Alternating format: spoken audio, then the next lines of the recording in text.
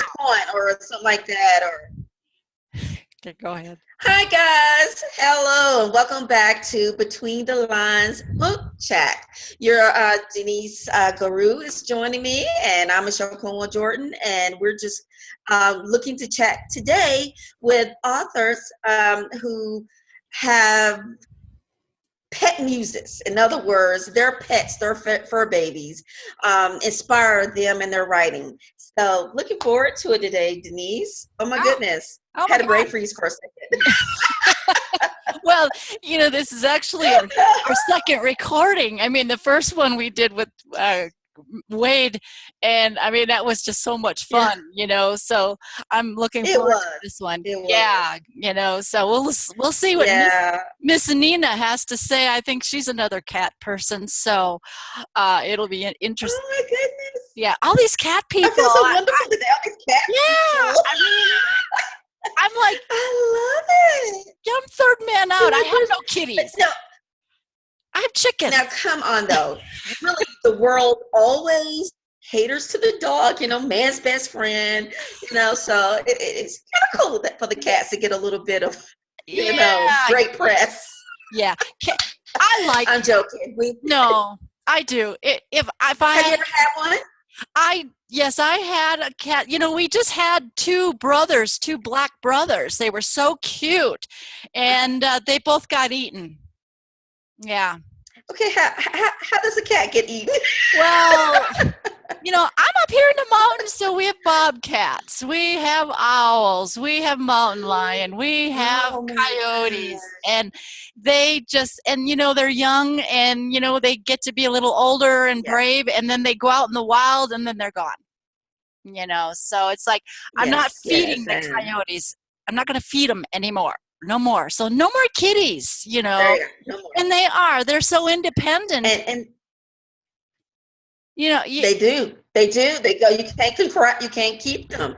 You right. can't hold them in. I think Right. I like them. I Yeah. do. I Yeah. love that independent spirit. Yeah. And you can leave them home if you So have to go for a weekend or something. Or dog, you got to take it with you, which is hard. So I'm right, gonna. because cat doesn't care. Yeah. Well, you keep chatting, and I'll get Nina on. I'll see if she's ready to come on. Sounds good. All right, guys, all you wonderful viewers, make sure that you continue to stick with Between the Lines book. And I said chat, but it's actually talk. Thank you. That's all right. We're all family here. And make sure that you stay with us, because in the next couple of weeks, we will also be chatting that are dealing with the issue of bullying. They either deal with it in their writing, maybe from real life experiences, or and so we're going to deal with them and have roundtable chats. And in June, we will be kicking off the book club chat. So a Yeah. lot of things coming up. Yeah. Nina, Hi, welcome. Nina. She I made know it. we all kind of. You're all the way in Sweden, correct? Yep, I am. I am just so jealous. I would love. I love to go check it How out. grumpy. It's rainy, and it's cold, and it's disgusting. Oh, I love rainy days. Oh. I'm in Texas, so yes. Well, welcome.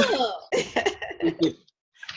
Well, Nina, why don't you start off and just go ahead and introduce yourself and tell us a little bit about yourself. And Oh, I'm Nina Falkestav, and I am 35 years old, and I'm currently writing my third book, but Oh, I have none published yet.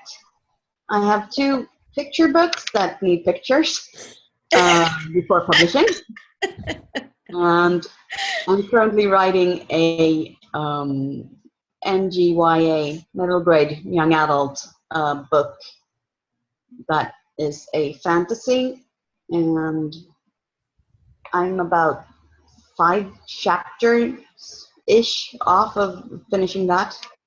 And again, I said that for the last 6 chapters, so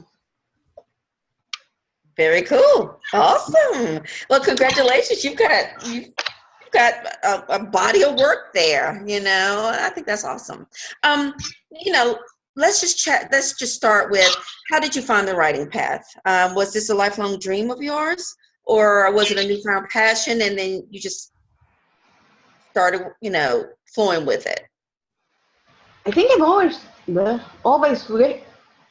Jesus. I think I've always written. That's okay. But, in some way or another. But I started out in theater. Did you really? Yep. Very nice. When I was 5 years old, I told my mom I wanted to be an actress. So how did you make that transition from plays or the stage to the written to the page? Did I just rhyme? Oh my gosh, I'm a poet. Didn't know it. Sorry.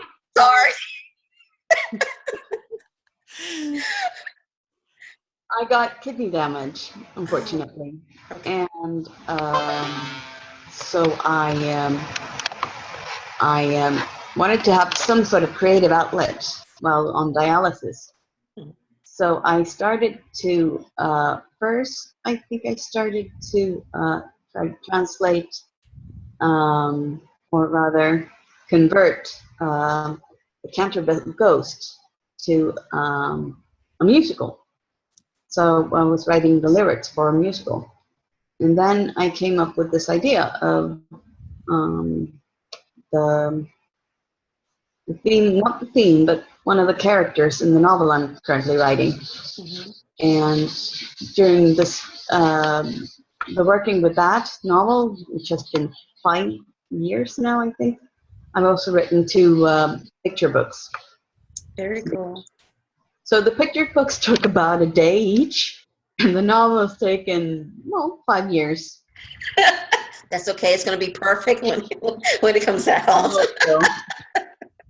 Awesome. Well, great. Well, our topic today is pet muses. So, we know that we know a little bit about you and know that you are a cat person. And so we're just kind of curious. What was the muse for your book and your creativity? Was it your kitties? Well, I would say I'm an animal person. I've had everything from turtles to, cats. And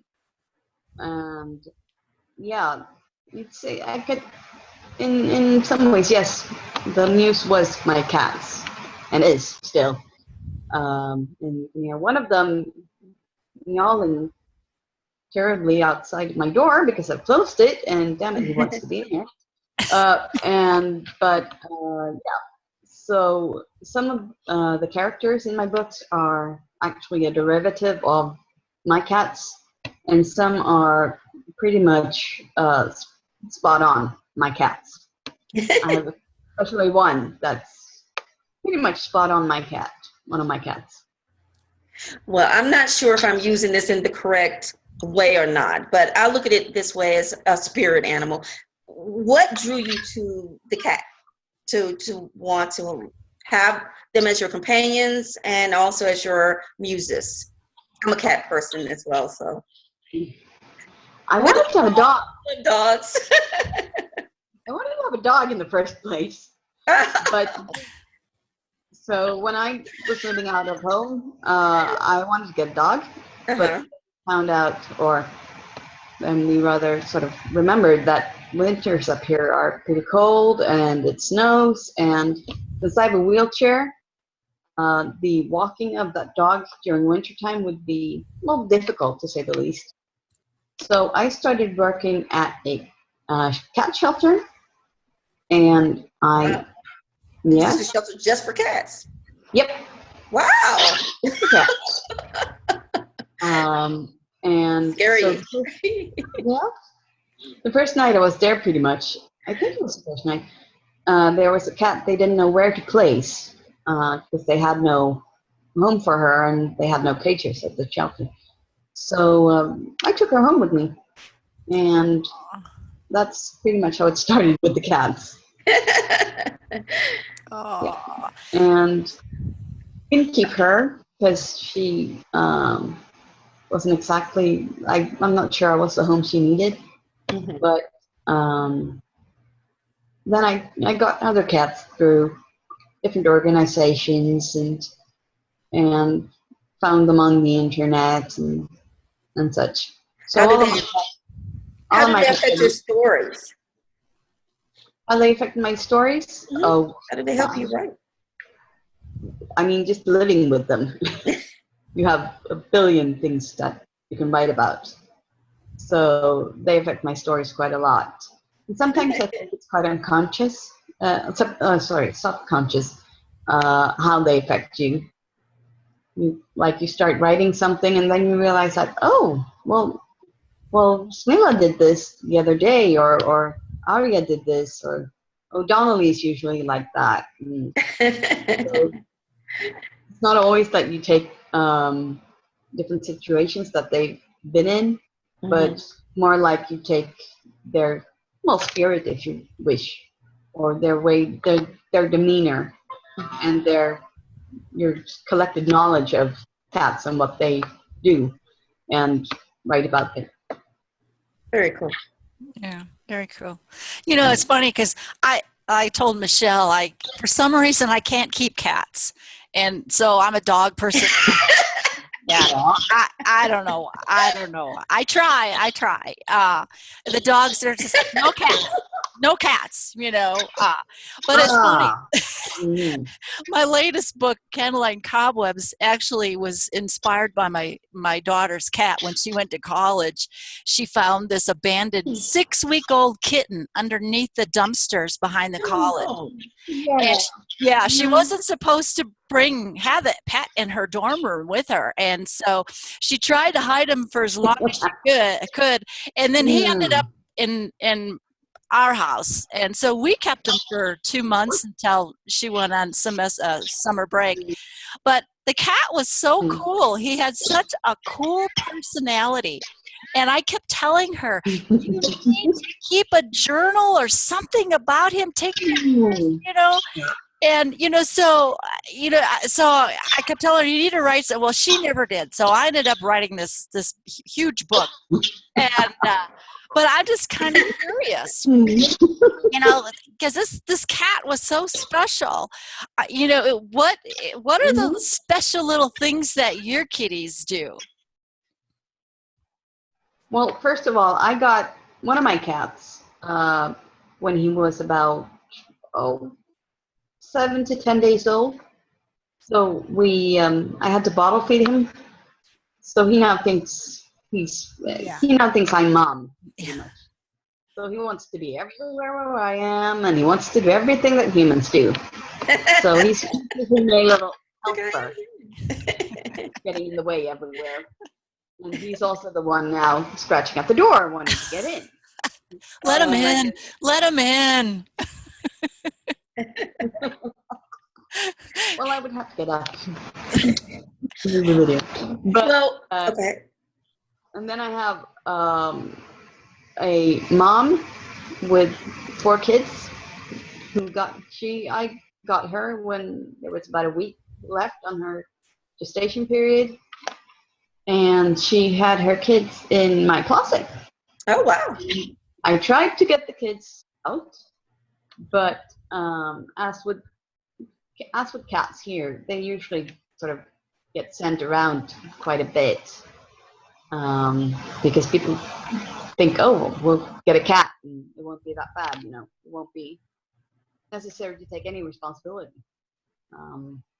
And I stipulated in my sort of contract with them that if you want to rehome the cat, call me first, and I will take it back, because I wanted to know where they went.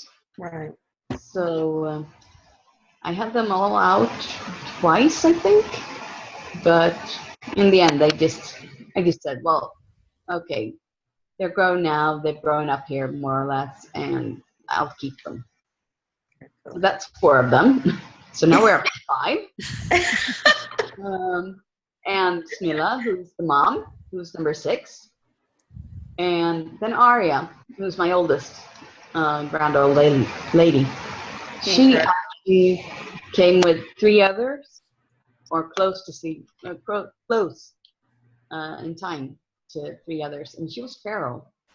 So I was not allowed to touch her for 4 months. It took me 4 months to even sort of be allowed to touch her, and a heck of a lot of herring. Oh, wow.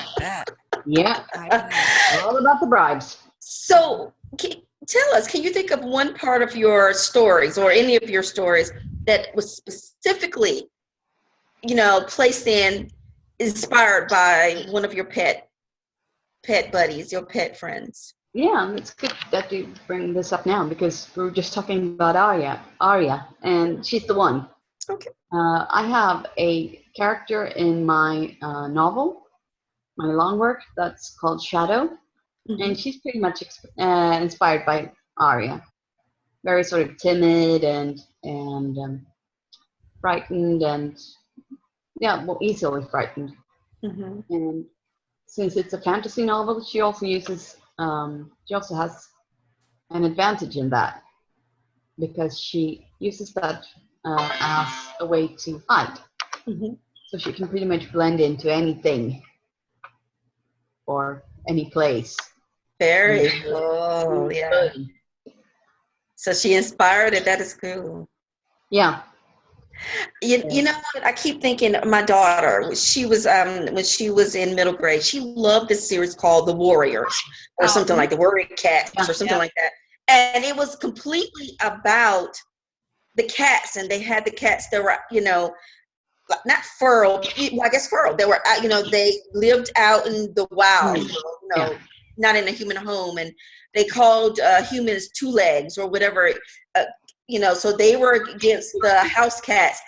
And I think that is so ingenious. And they have a series on cats, dogs, bears even. Do you ever foresee yourself maybe writing a series that is specifically, from the cat point of view or in that realm? Maybe not just mentions, but a fantasy about, your friends. Well, one of my main characters, I should say, is a cat. So you do? Okay. In the long novel, we have a girl who is homeless, and then we have 7 cats. So one of them is her sort of guide to this new universe that she enters. Very nice. She and him are pretty much the main characters, and he has a lot to say. A lot. Very cool. Not very, he can be pretty harsh on her and on the human race as well. So yeah, I can see that. That's a cat. Yeah. He thinks we're pretty weird and quite stupid. It was funny. The author before was saying that, writers and humans can be crazy. So I guess that's about right. Yeah. Well, you were saying that you had some kidney issues, and, I'm a big believer that I'm a believer in animal totems and animal guides and animal spirits and all of that stuff. And we always attract to us what it is that we need, and I just think that a lot of our animals, I think they are more evolved than we are. When you really think about it, they have to live with us. Like my dogs. What do they do all day? They sit on my lap and then they sleep, and it's like, most people would go nuts if they had to do that all day. Yes. And I'm just kind of curious as what your thoughts, Nina, are on that. Why do you think your pets are in your life? I'm not sure, actually. I look at it in the way that they certainly make me feel better. And I'm not sure I would have made it through my kidney disease without the cats. Because there were times where I thought about giving up, really. But I just felt like, who would take care of my cats? So that pretty much saved me in a lot of ways. Yeah. And to me, they're my companions in a way. We live it together. I don't own them as such. I take responsibility for them when they're sick, and I bring home the food. I'm pretty much their slave. There you go. I was going to say, they own you. They own us. Slave all the way. Yep. Well, and I think I touched on that. Oops, sorry. I think I touched on that one. No, go ahead. Okay. I touched on that with Wade when we were talking to Wade, how, a lot of people, cats, if you get into the Egyptian history, cats were the keepers of the underworld, and a lot of the healers believe that cats actually heal. Where dogs, they're like empaths. The dogs will take the pain into themselves, where cats will give the healing energy. So, when you say that, you just, what you just said, to me, it makes total sense, so, yeah. Very cool. And they do have the ability, I've heard, from a scientific point of view, to actually heal themselves. Really? With the purring. Oh, okay. Because they purr when they're in pain as well as when they're enjoying themselves. And apparently the purring has the ability to either speed up or tighten sort of bone structure. Okay. To speed up the healing of bone. Yeah. Well, it's got to be some oil. Like pretty cool. Yeah. It's probably like a vibrational thing. I mean, a lot of people do vibrational healing with crystal bowls. And when you think of a cat, when they purr, I mean, you can just feel it, so that's pretty cool. That's the first time I've heard that. Is. Yeah. Yeah. And also, it's proven that the purring of cats induces endorphins in humans, which is endorphins is the drug or that feel hormone that makes you feel good. So, yes.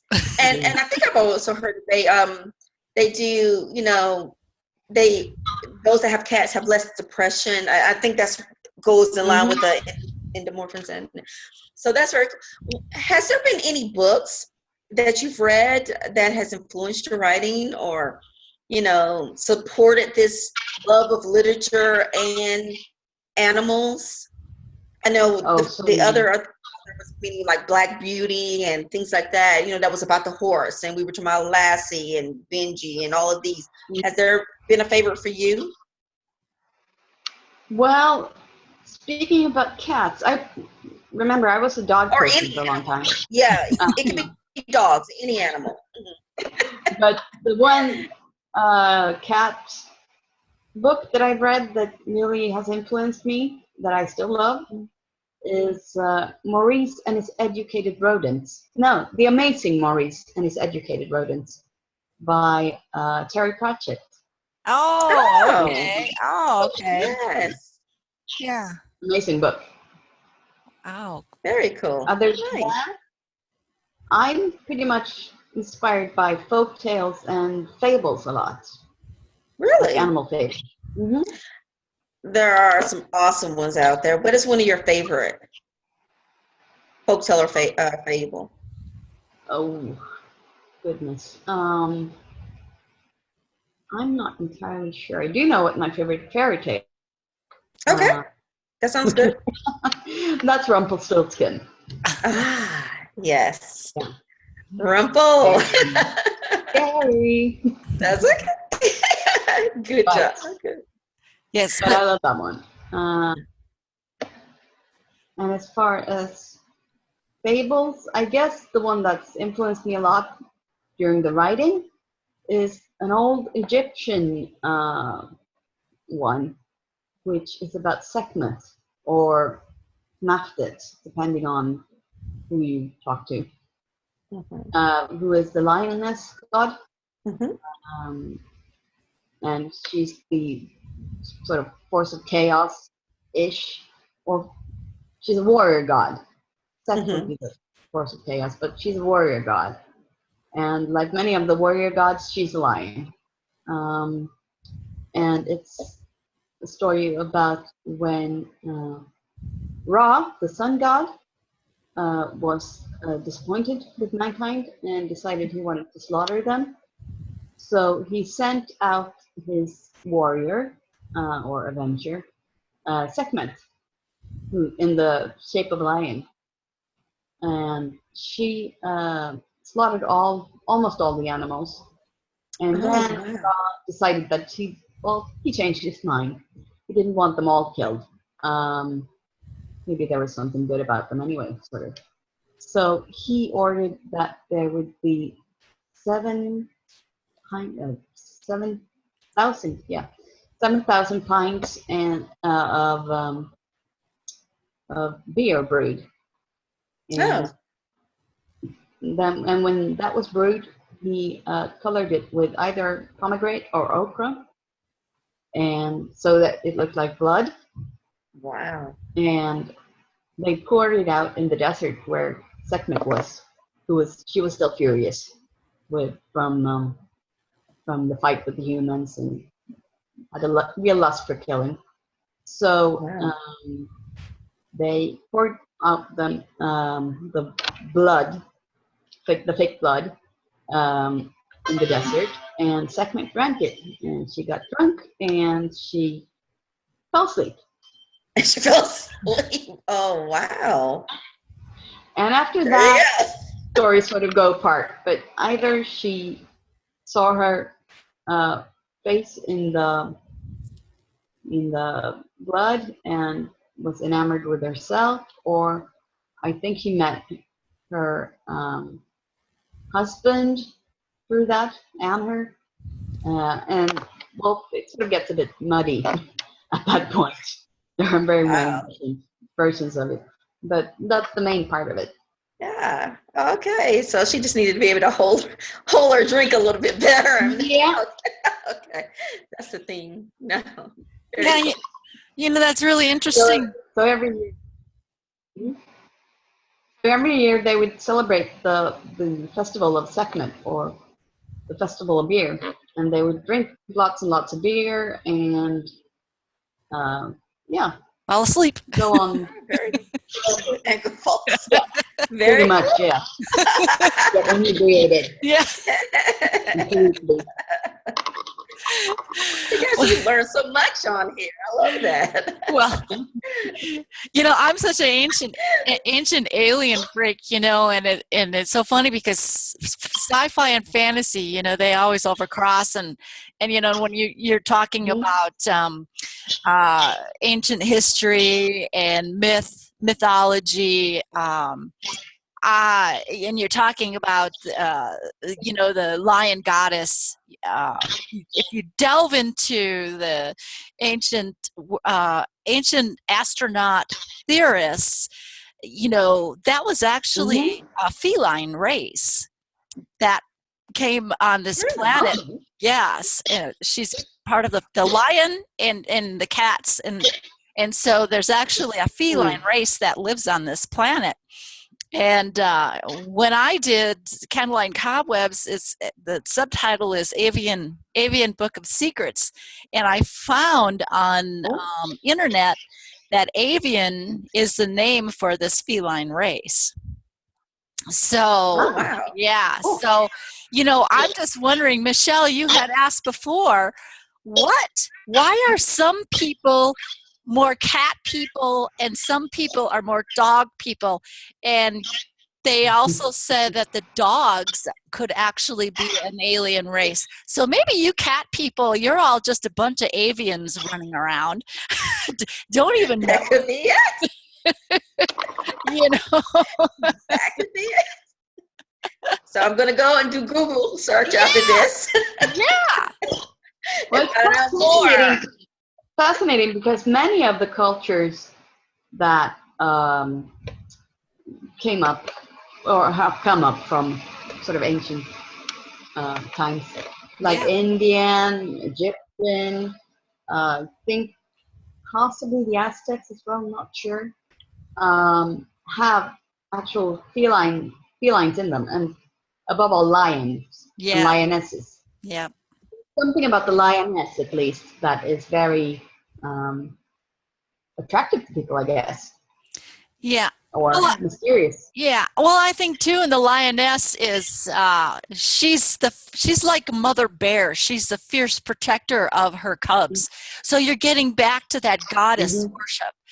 That was so prevalent when the world was just beginning. Everything was goddess worship. So, and I think the cat, when you look at the other cultures and the cat was so associated with any of the goddesses, so I think women who are really connected to their inner goddess tend to be cat people. I think I'm connected, but I don't know what happens. There you go. Well, I'm sure there's a dog goddess out there somewhere. There's a dog. Yeah. A horse, Rihanna, and so maybe I'm, I think there's something about the whole thing of being able to go out and slay animals or slay your prey, and at the same time coming home and then feeding that to your kittens and being very tender and nurturing with your kittens. That's incredible. A great contrast there. The mystery between those two. Yeah. And the contrast. Yeah. It's also, I think it's in relation to what you were saying, Denise, as well, and Nina, the females in pretty much many, gender, whatever species are the most fierce, the hunters, the predators, but at the same time can nurture and all that. And so maybe, that's why they do, attribute the felines to females, I don't know. You never know, but it's all very. We rock. We're the sets that get things done. There you go. There you go. That's all that is. We hunt the food. Cook it up. Yeah. Yeah. I mean, if Dad had to raise it, they'd all be dead. Something would eat them. Yeah. So, Nina, what do you do in your spare time when you're not writing, just for, fun, your hobbies? What do you do? Well, I hang out with my cats. Always good. And I search the internet a lot. And I'm currently involved in a group on the internet as well as off the internet that are trying to help the EU, European Union immigrants. Because of all the crisis in Europe, many people have been either made homeless or workless. So there have been sort of masses of immigrants flowing through Europe, and some have ended up in Sweden, and they have no homes, they have no work, they haven't got anything. So it's pretty much about trying to help them in some ways. Very cool. Very cool. Trying to find work and boats and just immediate help, really. Wow. Yeah, I suppose you're in wintertime, so that's probably the wintertime is when I get most of my writing done, because summer we're always out being and doing and I'm just kind of curious. You said you're a dog person. If you were to write a completely different story other than the ones that you're working on, would there be another different animal species that you would like to work? And a lot of us are inspired by wildlife. I made friends with ravens in the yard here, so I like to write a lot about ravens. They're so dang smart. Oh, they're so smart. So I'm just kind of curious if you would ever, go on and take on writing something about maybe a wild animal, or what wild animal would you be attracted to? Well, I to be a dog person. Now I'm more of a cat person, but I love all animals. I tend to think of myself as an animal person, just in general. As far as animals in the wild, ravens are fascinating. They are. I love ravens. Yeah. But I also have a parrot, and so I'm thinking of working in a parrot in one of my stories somehow. Actually, and then I also have I have so many stories that I've started and so many ideas that I have one with a rabbit or hare in it that started out as a movie script, but I may transform that into a novel next thing, maybe. Cool. Very, very cool. And I also have an idea for a story of a woman raised by plants, solely by plants. Oh, Really? Oh. How fascinating. Sort of like a Jungle Book, but Yeah. not quite. Yeah. Very nice. That's really fascinating that you What bring is- that up. I'm interrupting. You know, That is okay. I read a lot of nonfiction, and I'm reading this book, like kind of like the forbidden history of our being, and this guy is actually says that the human actually started out as a vegetation. Now, doesn't that kind of go? Oh, why? Yeah. So we actually started out as a plant. Wow. I was a rose. Look out for my thorn. Oh my goodness! What is the one that eats the insects? What do you call those plants? That's for me. Venus flytrap. Flytrap. Yeah. That would probably be me. No. Yeah, I could do that to my husband today.